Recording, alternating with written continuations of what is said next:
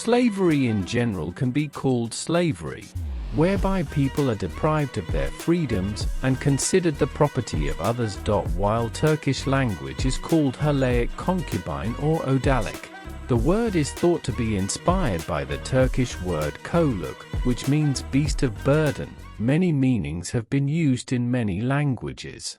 At the very beginning, I should emphasize that we come across a system of slavery in all ancient civilizations, and we learn all the information we know about slavery from the pen of the masters. Remember how we are now divided into two parts, as rich and poor. In those times there were slaves and free people, Sundays paid since ancient times, those who were captured in war, those who committed serious crimes, those who could not pay their debts.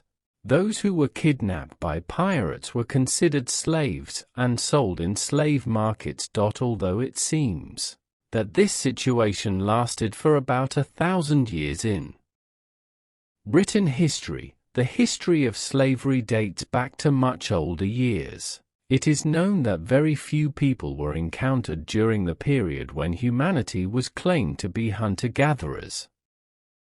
But when the agricultural period was past 11,000 years ago, the doors of slavery were opened, and from the trade of tutunda to concubinage, it settled at the very center of human life.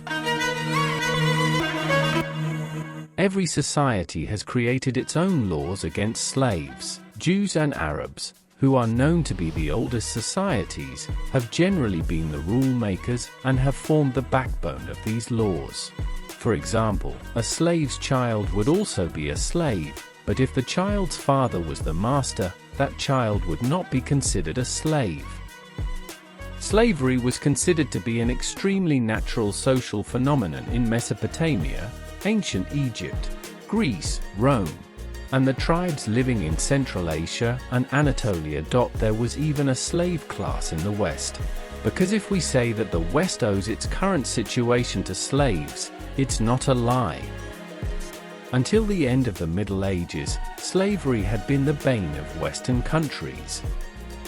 In addition, the West has guided its economy thanks to slavery, which settled in social life from good to good during the Middle Ages, gained new dimensions with the American colonialism that emerged with the New Age. To this was added the European colonial system, which mainly fueled the mass Negro trade. Due to their superiority in maritime trade, Western states adopted this system and further developed it. It was well known that people who could not pay their debts bought themselves as slaves in exchange for their debt, and also the mating of slaves with each other to multiply the number of slaves. We rate the most shocking examples in the Roman period. In brothels, baths, houses mainly in handicrafts, stonemasonry, agriculture, and mining, their presence was often encountered. If an unclaimed baby was found, it was immediately made a slave. According to the Roman writer Varro, the city of Ephesus in modern-day Turkey was the center of the Roman slave trade.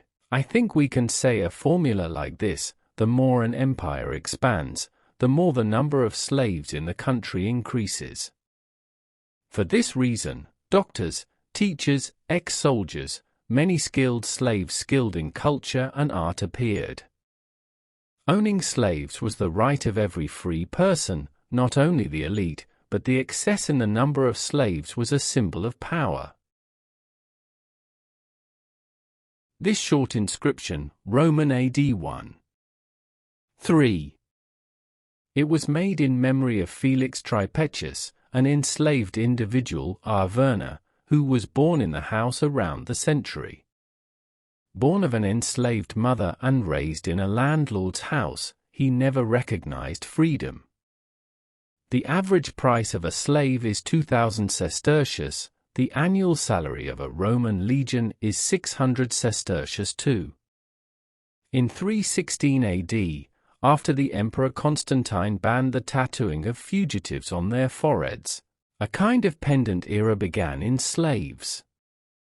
This object you see belongs to a slave, and it says on it, "Hold me, prevent me from running away, and take me back to my master Viventus on the estate of Callistus." The philosopher Seneca describes in a letter the mistreatment of enslaved people in elite homes as follows. When we eat at a banquet, one slave wipes the vomited food, while another collects the leftovers of drunken guests from under the table.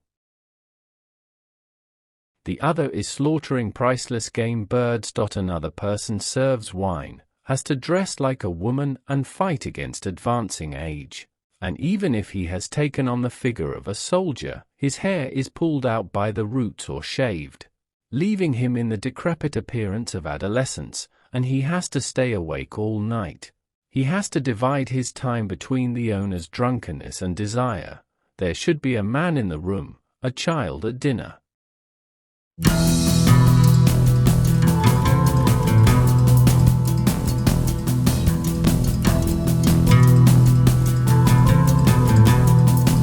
In ancient Rome, a slave could be freed in 3 ways.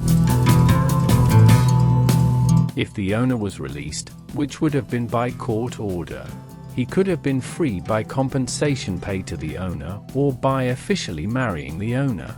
But in any case, he would not have been accepted into public service. He would always have been incomplete.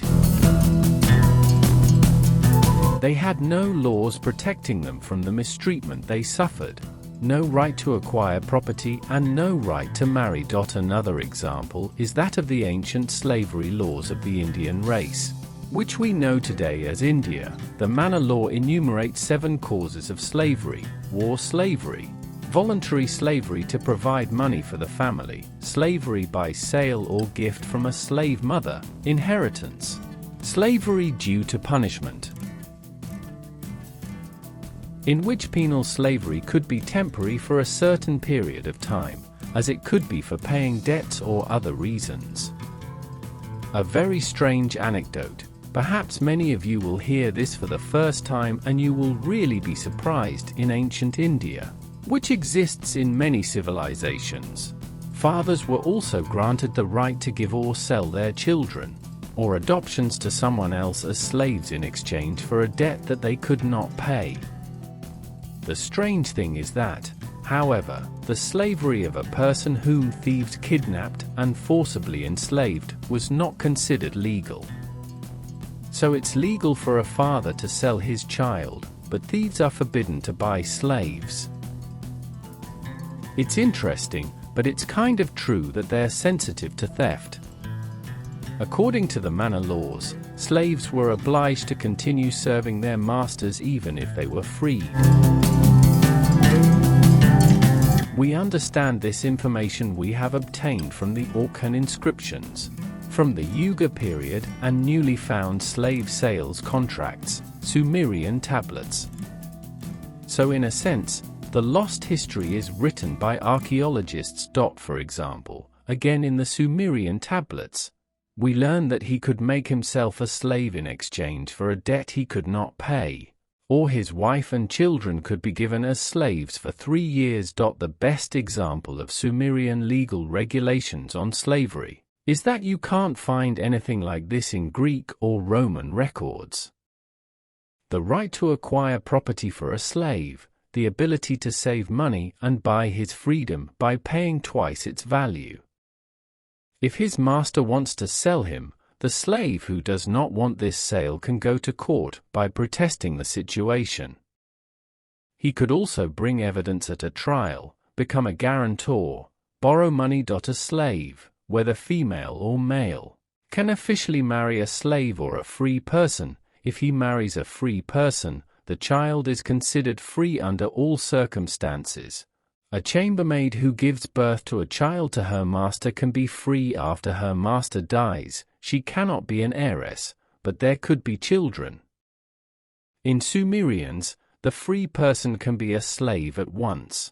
The slave can be a free person. A very important information is about the Sumerian king Urugagene. M.D. 2350, put an end to slavery by making a revolution. This did not last long. 200 years later in 2100, King Ensi Gudea issued a law ordering the release of slaves and prisoners. The Sumerian kings have gone down in history as the first to abolish slavery. Another slavery law that I hope you will be very interested in is in Babylon. You know, the hometown of Alexander the Great, Babylon, where Harut and Maru roamed. In addition to the laws I have mentioned, in the Hammurabi laws, a free person cannot be kidnapped and made a slave. If it is done, fathers can sell their children, as there is a death penalty for a thief, but this time the thieves kidnapped these children and sold them as slaves. October. In the Kaaba texts, a woman who showed disobedience or infidelity to her was either thrown out of the tower and killed or sold as a slave to the palace. If the slave sold turned out to be sick or inefficient, he was returned within a month, and his money was paid back. So there is even a guarantee period for slaves. Slaves could be given as hostages. If the room was pawned, there was an obligation to take it back. Besides killing a slave, the penalty for killing a free person was less. It cost more to kill a slave. Hammurabi Law 170. In the sale of female slaves, a condition could be placed that they could not be taken as a chambermaid in the sales contract and that they must be married, and even if her husband died, this woman's untouchability would continue. Slavery among the Hebrews is of a kind that surprises. Among the Hebrews, slavery was divided into two parts, those who were Hebrews or those who were not. Non-Hebrew slaves remained slaves for life unless they were freed. According to the Talmudic laws, the Hebrews, who became slaves out of debt or poverty, were limited to those to whom he could sell himself, as well as the period during which he would remain a slave was limited to 6 years. According to the Jewish faith, great efforts have been made to ensure that a Hebrew is not a slave. If such a Hebrew became a slave, his relatives had to save him by paying a ransom. In the Jewish faith, a Hebrew has to serve God, not the master. 2 of the Torah 20 of his book. It is clearly stated in the Father that the slave should work for 6 days and rest for 1 day. The slave of Hebrew origin, the master who removed his eye or broke his teeth, his slave would be freed. It is written in the same book to see mercy to all slaves as one of the family, to punish the master who kills his slave while beating him. Runaway slaves were allowed to live freely in any part of the country they wanted. It is very interesting in the process of liberation.